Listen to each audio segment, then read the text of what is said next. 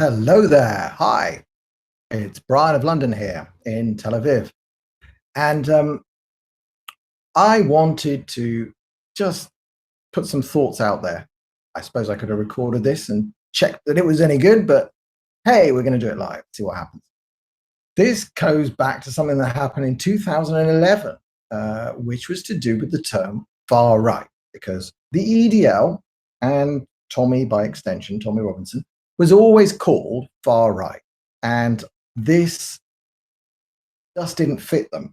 I grew up in West London and I knew who the real far right were.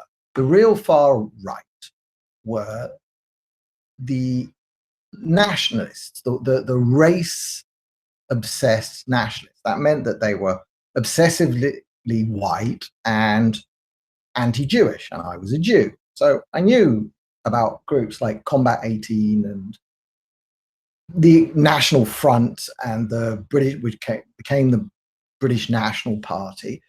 Those were far right to me.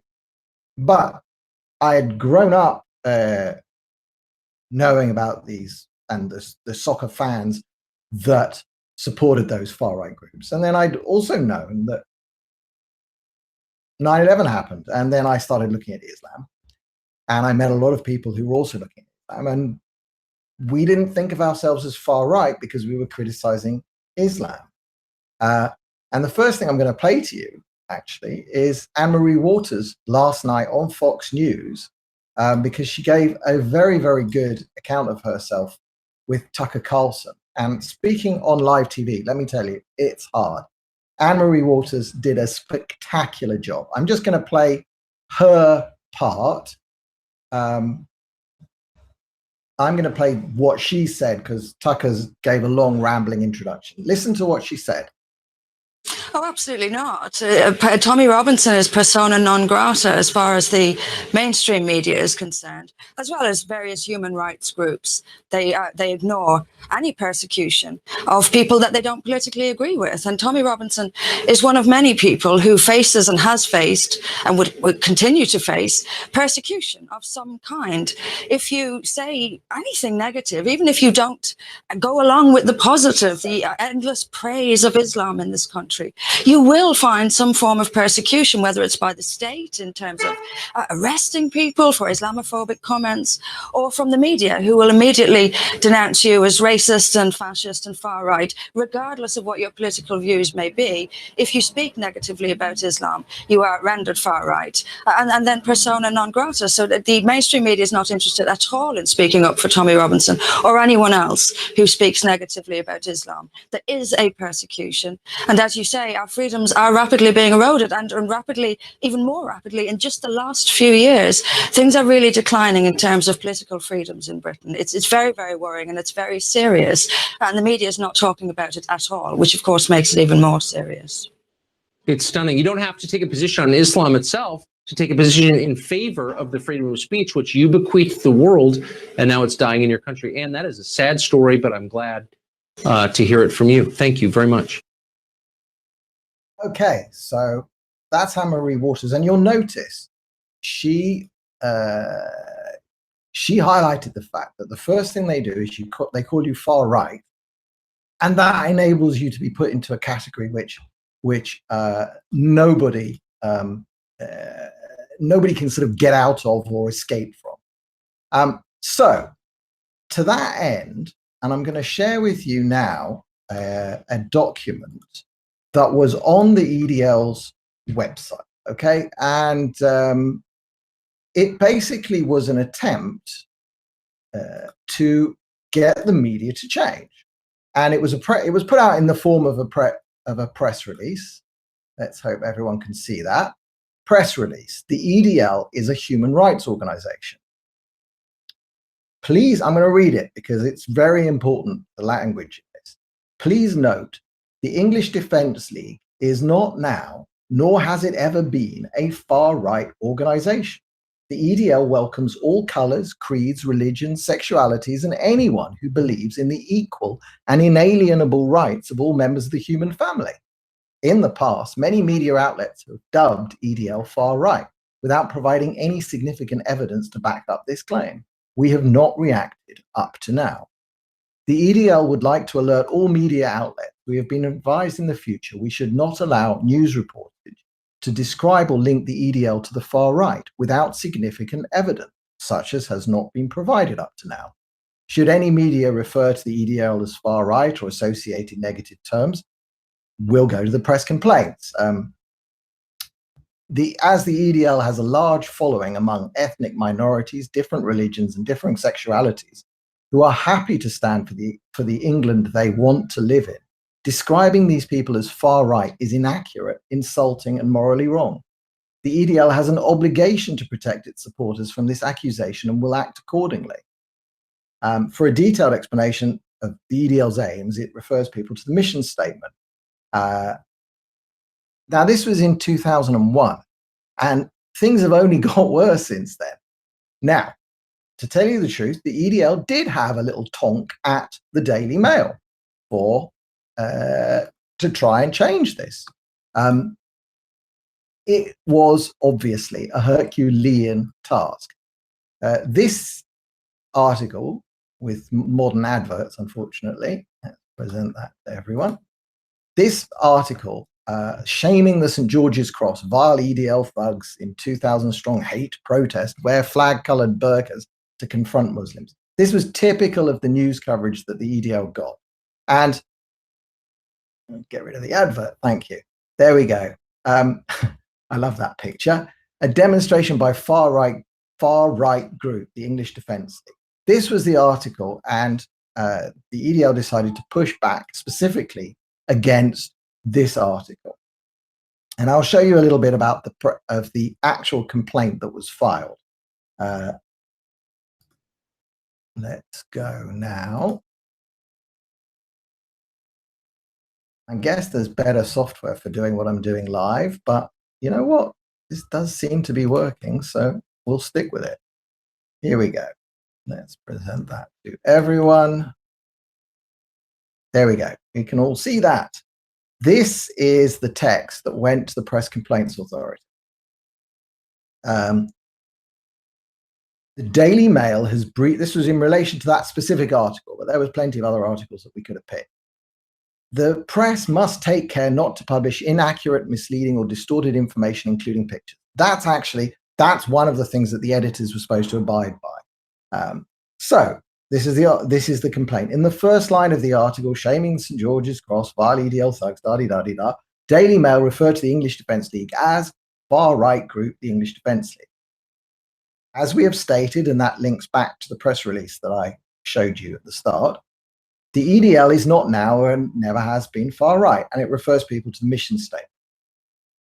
So the second part of the complaint, or the grounds on which this was brought, were that the EDL does not have vast resources available to it. It's entirely self-funded. In line with this, we have not been able to pursue all misdescriptions of the EDL up to now. However, we did issue a press release. Additionally, following the article on April 3rd, we wrote this letter to the editor of the Daily Mail. Again, we asked you not to, the EDL asked not to be called far right. The EDL asked to be characterized as a human rights organization. And again, asking specifically for the specific information that the Daily Mail were using to justify their description of far right. And to this day, nobody's ever produced that. Now, if you think anybody who organizes a demonstration of the working class is far right, well, say that, but you know, that wouldn't really be true back to the days of the unions and so forth. It's a nonsense description. The EDL at that time and going forward, it only ever campaigned on one single issue, which was Islam. I'll just read this last part. The press, whilst free to be partisan, must distinguish clearly between comment and conjecture and fact. This was the point, was that calling the EDL far right was inserting a pejorative label, a negative label, into a news item. And that's what's made in this text here. That these were supposedly news stories, but inside them always was this term that said far right, far right, far right. And of course, this stuck because when the EDL started, there was no capacity to issue press complaints to absolutely everyone. And that's how they do it. I'm going to flip now, actually, to what's really interesting, which is the Daily Mail's responses. Because whilst they didn't respond to the letter that had been sent to them, they did respond once it came via the Press Complaints Commission. So let's pull up, if I can find the first of those. Daily Mail response. Maybe I have. Okay, I think this is the first one. Yeah. So this is the Daily Mail responding. A nice, very simple letterhead. Thank you for your letter of the 9th of May. Oh, wait, I have to present this to everyone, don't I? There we go. There's the letterhead. I'm showing you the right one. No, I'm looking at the wrong one. So I have to get to the right. There we go. That's the one we want. Daily Mail. Thank you for the letter. Whilst the EDL's request to be described in future as a human rights organization and not a far-right group is noted, it is not clear why it should be up to the EDL to describe how we should describe them. Certainly, the term doesn't seem unreasonable, given that their mission statement includes the proposition that Islam runs counter to all that we hold dear within our British liberal democracy. Okay? And their tendency to hold extremely provocative demonstrations in towns with large Asian population. Well, if one goes back in time, in 2011 and 10, when the EDL were doing this, this was again all pre the general knowledge about the grooming scandal. And you'll note that the EDL had held demonstrations in many, many, many of the towns where there has proved to be a Muslim rape gang epidemic that came after. It's not that the EDL caused them. The EDL were in those towns because members of the EDL knew what was going on. And that's why the demonstrations were held in those towns. But that certainly the term doesn't seem unreasonable, given Islam runs counter to all we hold dear. How is that a far-right sentiment? Even back in 2011, you can see they were framing any criticism of Islam, and the EDL in all of its literature and speeches, and you can look at hours and hours and hours of EDL speeches given by Tommy and most of the others, there was a clear distinction always drawn between ideology of Islam and the Muslims who follow it. Always. And then what does the Daily Mail continue to do? He says, I note we are far from alone in using the term Wikipedia. And then basically they run into the herd. He says, I attach cuts from the Guardian and Telegraph, which also describe the EDL. So if one does it, they can all do it. That's exactly how, that's how they hid back then. They still do today. If once you've been called far right by one in the media, they'll all carry on doing it because they feel this safety in the herd. None of them can provide the actual evidence to say, why is Tommy Robinson far right? Why was the EDL far right? They can't do it because, you know, I know, having been written about by proper far right people like Nick Griffin, who does take a race-based approach to everything and does have an anti-Semitic, massive anti-Semitic chip on his shoulder about Jews running everything. That's what I consider to be the far right, not this. Anyway, the complaint states that the EDL members are drawn from all social backgrounds, and it illustrated a picture with Tommy Robinson in front of a sign saying "No more mosques." I would be grateful if she could confirm what proportion of their members are in fact Muslim. So they were looking for Muslim. Now there were Muslim and ex-Muslim members of the EDL, but the EDL never had a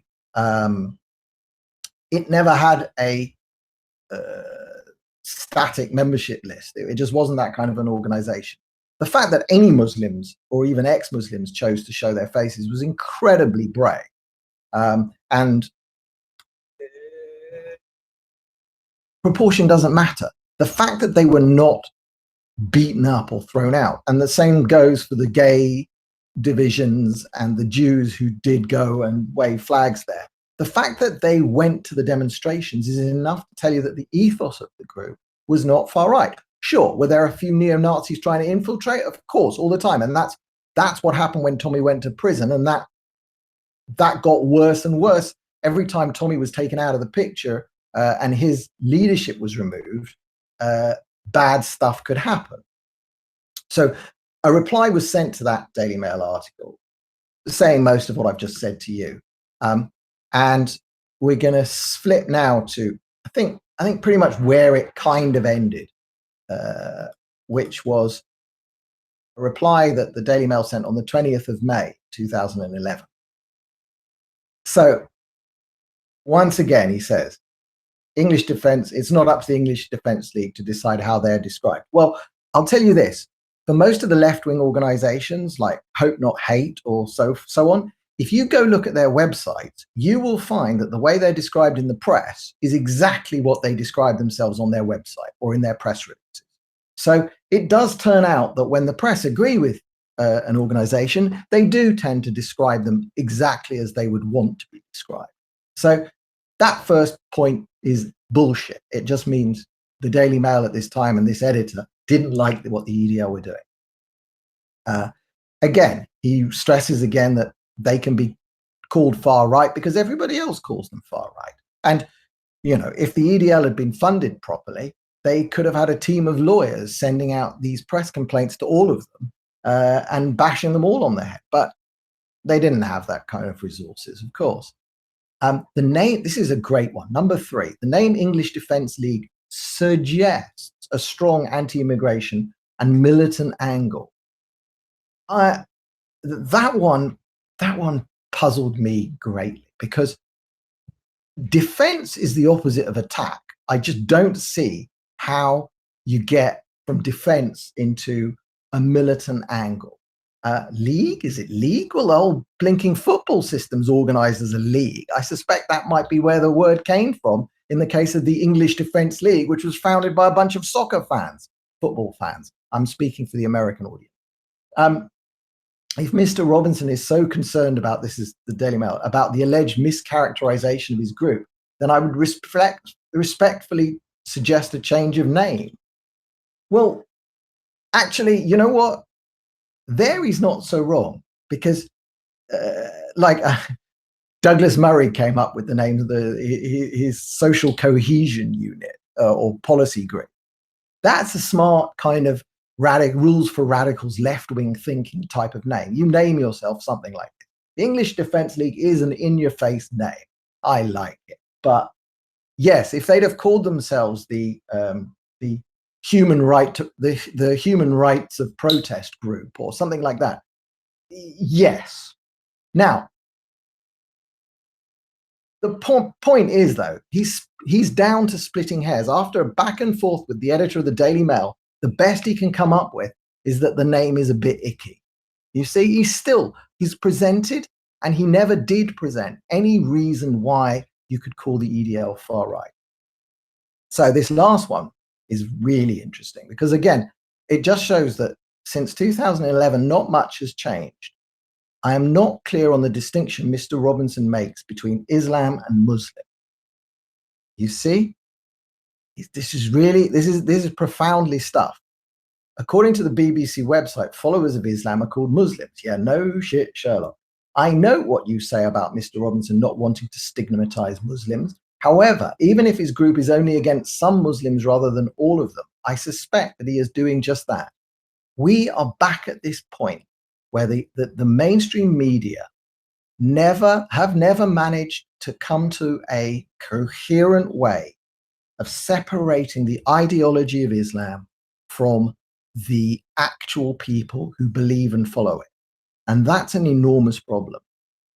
And that's the problem we still have today. Why any critic of Islam, they want to immediately determine that they are somehow racist, but Muslims aren't even a race. They want to slap a label on that allows them to ignore the criticism of Islam, because when criticism of Islam is made in the public sphere, Muslims, many Muslims, and led, of course, by the most fervent believers, have to try and suppress criticism of Islam in the public sphere. Notwithstanding the above, okay, back to his letter, notwithstanding the above, and without making any promises with regard to future coverage, I would be willing to attach a note to the file registering Mr. Robinson's objection to the description of EDL as far right. That was about as good as it got. I can't remember what the adjudication went to, or if it went through full adjudication. It just, there wasn't the resources to pursue this any further. But I learned a lot from seeing the process of this go backwards and forwards. There is the thing that has changed. Let's see what has changed since 2011, though. What has changed is there were no YouTube stars in 2011 in this field, that's for sure. There were people doing great work like Robert Spencer and Pamela Geller and the others, but the volume of material of people talking honestly about Islam has grown. That's fantastic. And Tommy added to that great after he came out of his long prison spell with first his own book about his personal experiences, which woke people up to the kind of persecution that he had personally suffered. And it had happened to everybody who came across the EDL's message and thought, yes, Islam in my town is causing a problem. Because many EDL members were persecuted, lost jobs, and so on. His book, Muhammad's Quran, along with Peter, and Peter's book, Easy Meat, these are starting to have an impact. And the way that they're being talked about online now has an impact. We've seen in the 7 or 8 years since that little argument with the Daily Mail, the power of the mainstream media has diminished greatly. People just don't believe them in a routine way. They know to be cautious and careful about anything said in the mainstream media. And that's changed. That what the BBC said about the EDL 7 and 8 years ago, what the Daily Mail wrote, that was taken with a lot more authority than it is today. Anyway, do I think, we should have pushed back even harder? Allowing them to use terms to describe you that are this negative, it's something that George Orwell spoke about. In fact, there's an article by George Orwell. You can Google it, you'll find it, called Politics and the English Language. It's not about far right, but it's about about allowing someone to define the language used about you. Once that happens, you really are in a deep, deep, deep, deep well, and it's hard to climb out. And that's to a certain extent where we are now, except that with the press going so mad and describing 20,000 people who come out to a free speech event or go to free Tommy events, with the press describing all of them, the grandmothers, the families, the young kids, as far right, that definition and pushing that term far right so hard has made it meaningless, which is a problem from the other point of view, which is that there really is a far right, the ones I know about, and there's no words left to describe them because you're calling every Trump supporter a Nazi. You're calling everybody who votes for Brexit a Nazi. So we've lost that language, which was that was an absolute disaster that the left has inculcated, has put into the world. We have to recover from it and make use of it. I mean, if they're going to call everybody far right, then we are all far right. We're going to oppose Islam and the Islamization of Europe and the takeover. Where you're going to have to just wear those terms with pride if you can't change them. Anyway, this being me, that's enough. I'm Brian of London. I'm in Tel Aviv. Going tonight to Rebel are in town. Katie Hopkins is talking at the Brown Hotel at 8 p.m. tonight. Just Google Rebel Tel Aviv, Katie Hopkins. You'll find some details, and I'll be there. Say hello to me if you watch my videos. Thanks and goodbye.